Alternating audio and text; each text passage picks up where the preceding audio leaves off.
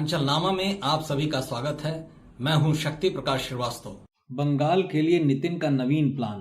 BJP भले ही केंद्र और देश के आधे से अधिक प्रदेशों में सत्तासीन है, लेकिन पश्चिम बंगाल फतह न होने की कसक उसे सपनों में भी बेचैन किए रहती है। इसके लिए बीजेपी समय समय पर वो प्रयास करती भी है, लेकिन अभी तक उसे खास सफलता नहीं मिल सकी है। अब जबकि फिर एक बार इस साल बंगाल में विधानसभा के चुनाव होने हैं, बीजेपी ने सियासी हाथ पांव फैलाना शुरू कर दिया है। बीजेपी के नवनियुक्त राष्ट्रीय अध्यक्ष नितिन नवीन भी अपने अनुभव से बंगाल फतह की योजना को आकार दे रहे हैं। इसके लिए उन्होंने फूल प्रूफ रणनीतिक प्लान तैयार करने के लिए एक अहम बैठक भी किया है।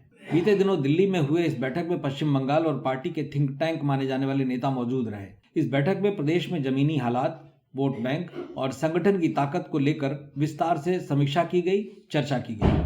पार्टी इस बार कुछ ऐसी कार्ययोजना पश्चिम बंगाल के लिए तैयार करना चाहती है जिसका परिणाम पूर्व की अपेक्षा बेहतर हो। बैठक के बारे में मीडिया के माध्यम से आ रही जानकारी के मुताबिक बैठक में गंभीर रणनीतिक माहौल में नितिन नवीन ने मौजूद नेताओं और सांसदों से 1-to-1 बातचीत की।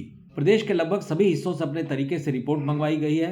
पार्टी के रणनीतिकारों के मुताबिक इस बार के विधानसभा चुनाव के लिए पश्चिम बंगाल में 100 से ज्यादा ऐसी विधानसभा सीटें चिन्हित की गई हैं जहां बीजेपी जीत की मजबूत स्थिति बना सकती है। इसके लिए बाकायदा इलाकाई नेताओं कार्यकर्ताओं को सक्रिय किया जा रहा है, क्योंकि पार्टी नेतृत्व तो भली भांति जानता है कि अगर जमीनी स्तर पर सही रणनीति अपनाई गई तो बंगाल की सियासत में बड़ा बदलाव किया जा सकता है। इसलिए इस बार पार्टी पूरी गंभीरता से इस काम में लग गई है। पार्टी के लिए यह प्लान सिर्फ चुनावी घोषणा तक सीमित नहीं है, बल्कि संगठन को जमीनी स्तर पर मजबूत करने और कार्यकर्ताओं को सक्रिय करने के लिए भी है। बीजेपी अध्यक्ष नितिन नवीन ने सांसदों को साफ निर्देश दिया है कि वे अपने अपने लोकसभा क्षेत्रों के हर जोन में कार्यकर्ताओं को संगठित करें, स्थानीय समस्याओं को मुद्दा बनाकर राज्य सरकार के खिलाफ आंदोलन खड़ा करने की रणनीति तैयार करें। पार्टी का मानना है कि जनता से जुड़े मुद्दों को लेकर आक्रामक और तथ्य आधारित राजनीति ही बीजेपी को वहां मजबूत स्थिति में ला सकती है। इसके साथ ही सांसदों को सीमावर्ती इलाकों, खासकर बांग्लादेश सीमा से सटे क्षेत्रों पर